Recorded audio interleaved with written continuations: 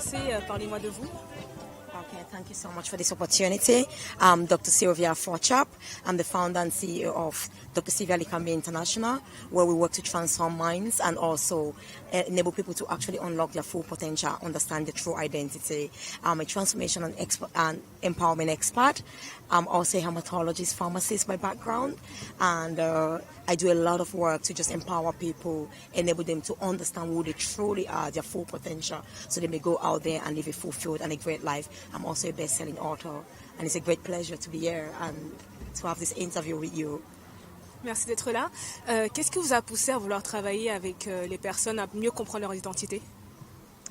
Yeah, I'm working with people and really helping them to understand their identity, which is, like I said, one of my companies is actually to enable them to unlock their identity, because I personally believe that, and that's the truth. If we don't know who we truly are, our identity, it is impossible to fulfill our life purpose. It is impossible to live a fulfilled life. We settle for an average life. We settle for mediocrity. When we don't know who we are, we also let people put us in boxes. If I don't know who I am and then put myself out there to the world like, this is me, this is who I am, they will give me an identity. They will label me. So it is very paramount that we know who we are, where you've come from, your foundation, your basis, your source. It's so powerful. And then you will know your greatest strengths, and in other words, you know what you were born to become. You will be able to identify your purpose, and you wouldn't struggle. You wouldn't struggle to live a great and a fulfilled life. You wouldn't be living other people's life. You wouldn't live to please people.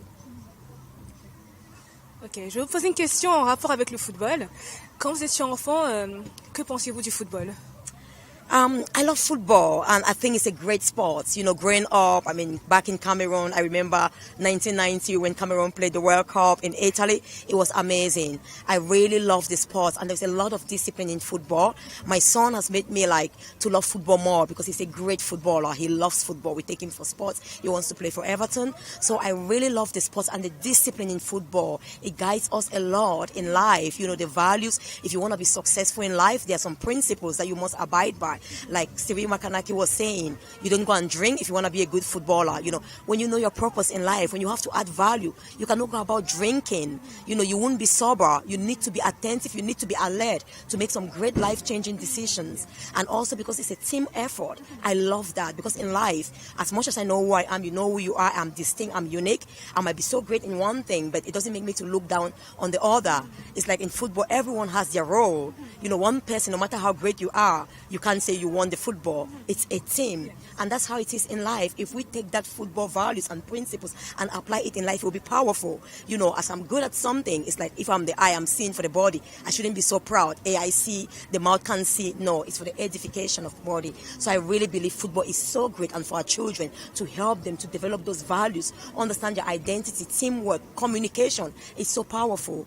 If we don't communicate effectively, we won't understand each other. Then you might misunderstand me and take something in a different way, which I didn't intend. And football teaches us that if the team players are not communicating, if they are not alert, if they are not attentive, they will miss the passes, they will miss the goal, they will miss so many opportunities. I love football, and I think it's a sport that brings people together. Unity, it shows that we are human, and that's just the truth. Life is a game, the game of life, and we are playing the game of life just like football is a game. If we can understand that, each one playing their game, but together we know that we are a great team for humanity, to build humanity and enhance our world. Thank you. Que pensez-vous du football au Cameroun et son impact auprès de la population, auprès des jeunes? Yeah, Cameroon football, I think, unfortunately, I would say I used to hold it at very high esteem. But I don't think, unfortunately, that's not how I feel right now, about Cameroon football, and especially like the youths as well. Unfortunately, I believe a lot of them, unfortunately, their talents are not really being maximized. There is a lot of it's sad, politics in it. You need to know someone, so you have real great footballers out there who are great, who have so much potential. They are being left behind. And I think also we should understand that when my time comes, I've done a great game, I should leave the young ones to come over. The youth are the leaders, but if we have one and the same footballers always in that national team, we don't give space for the young ones, for the new ones, we are killing our team. In fact, why I stopped loving football, before I started again with my son playing football. It's the Cameroon national team that disappointed me. I remember once in Italy, I almost did not study for my exam. I was watching a match. I told my friends we're going to win. We're playing against Italy. I left university. I came home. I was so disappointed. They defeated us, really, really in a very, I can say, really mean way. And my Italian friends were making fun of me after that. I think I had a bit of heartache or whatever because of my passion for football. I felt really bad. And I'm like, I've got a life. These people can't really let me be so disappointed, and I'm not happy because they have lost. I mean, if it's not really organized, then I'm not just going to support them again. I'll just watch in a very passive way. I used to be a great supporter. Yeah, so I really think we can come back. We just need to understand that, if we work together as a team, if we look at what the others have, the values, if we support the young ones, and unfortunately we know that Cameroon and most African nations, we want all our children to go to school. For us, we think that success means you become a doctor, you become a lawyer. I think this is a time when, as parents, we should understand that we have different gifts and talents. Some of our children have been gifted with some amazing football talents. It's true they can still be educated, you see, but it's not like you tell them not to get so much into the football and develop those natural skills and potentials that they already have. I think we should change that mindset. As much as it's important to be educated, in every area, but if they start early, then they can finish their school much earlier, and the parents can support them while they train so they become great footballers at an early stage when they are still young. And all of that. Like my son now, I mean, he wants to be a doctor. He wants to be the Prime Minister of England. He wants to be a footballer. And I told him, you can do all of those things. What we do now, we try to get him to do extra work.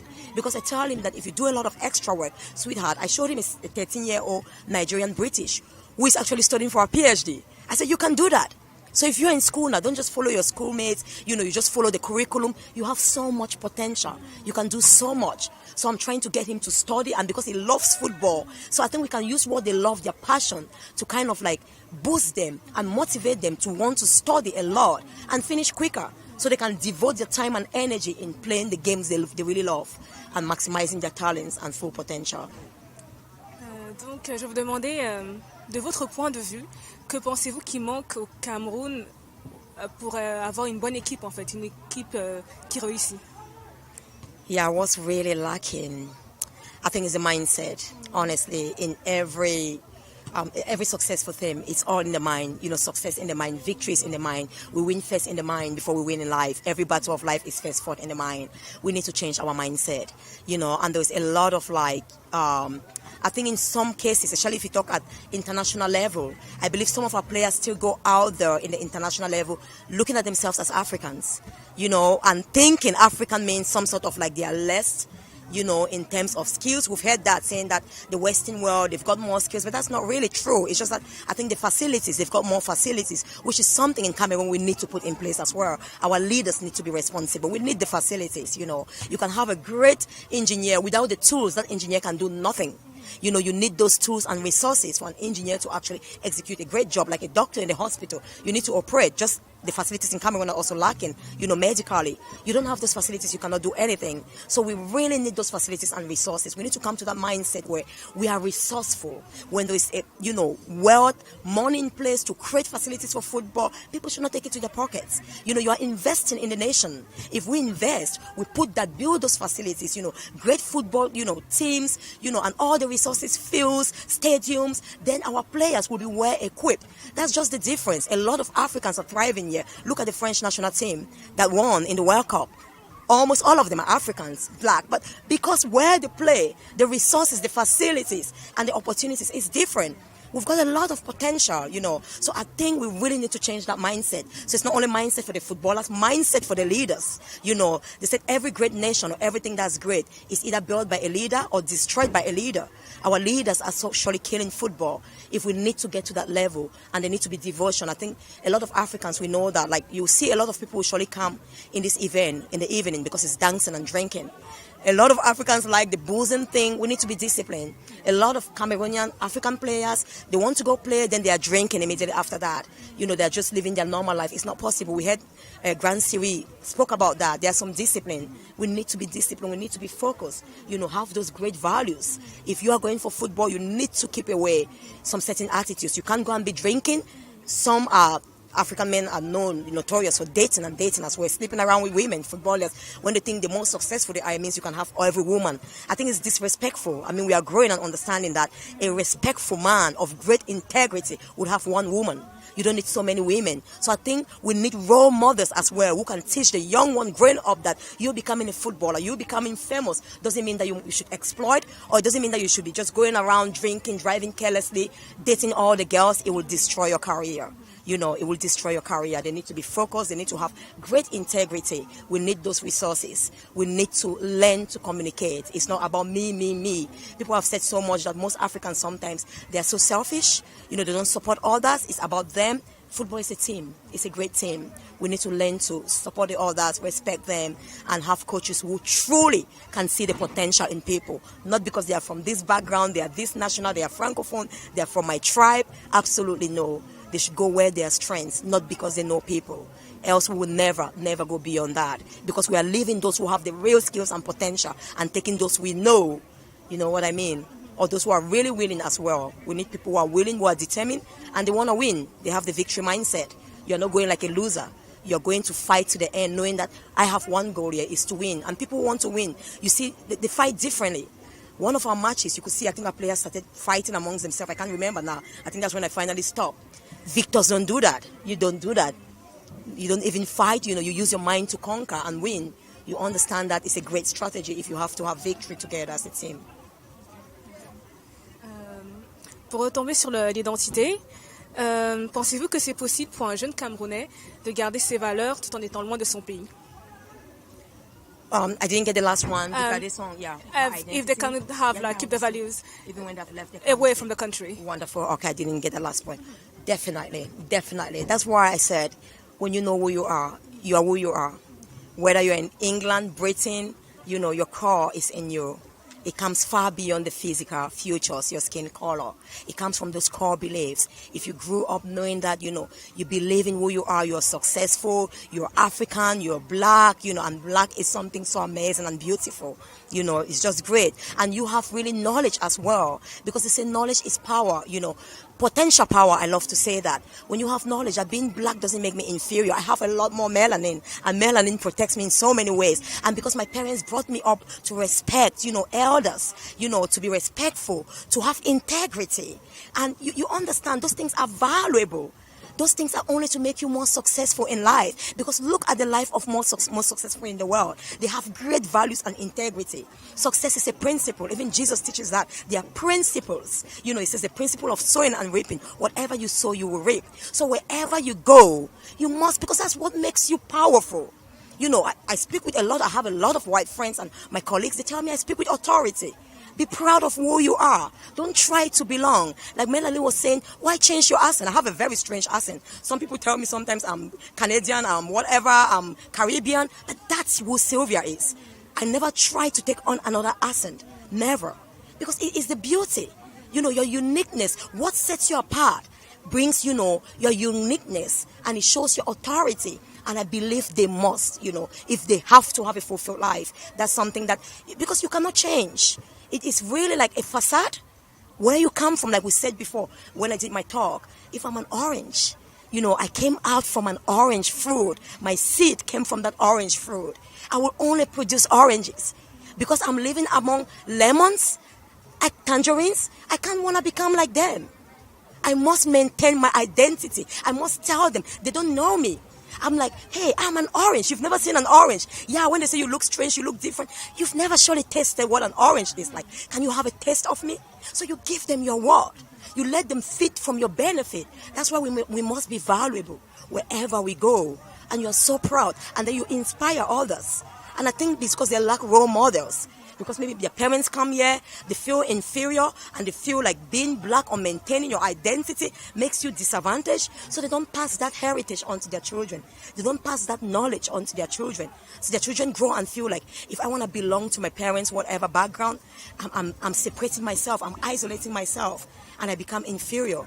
I think it goes down to the parents, because if we know our roots, and you tell your child, like, you come from that orange, you're orange, wherever you go.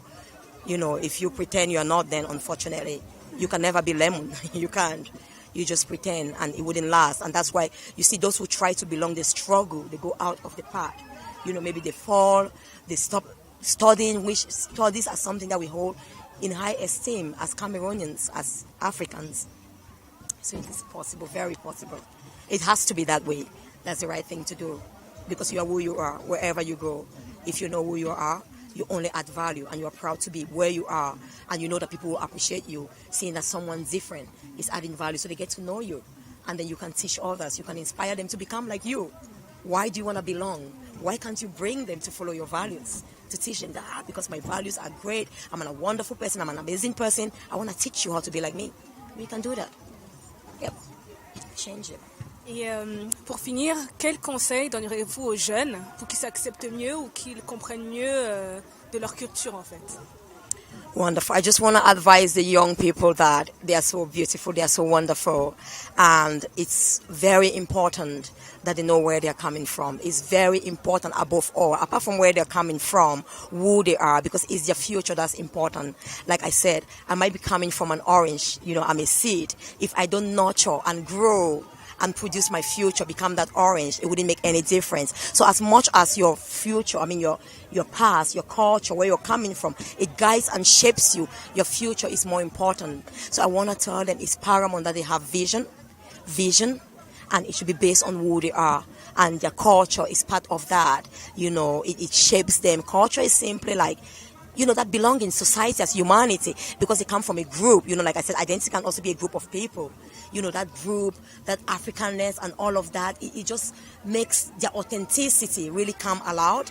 So I just want to encourage all the young boys, young girls out there, have a vision for your life. Without vision, people perish. As much as we want you to know where you're coming from, what is more important is where you're going to. Because where you're coming from is not as important, But if you know where you're going to, because you know your identity, you know who you are, but you cannot know who you are without knowing your source, and amazingly knowing that there's a great almighty creator, which is the ultimate source, and knowing you've been created in his image, that success is your birthright. Success is actually his desire for you. You are born to be successful, you are born to achieve greatness, and I want just to actually encourage you. Go out there, thrive for nothing short of greatness, nothing less than greatness, nothing less than maximizing your potential, nothing less than being your authentic identity, and just going out there, adding value, being kind, being respectful, valuing others, because as much as you're great, others are also great, and they have their own purpose on planet Earth. So together, you can work as a great team, and our future is actually left for you, the youths. You are our leaders of tomorrow. We wish you well, and I want to see you people becoming that great leaders, where you transform your own children's life, and make sure you leave a legacy by the time you leave planet Earth. Because once you're gone, you're gone. Your legacy is what will make people remember you. So think about that. What is it you want to be remembered for?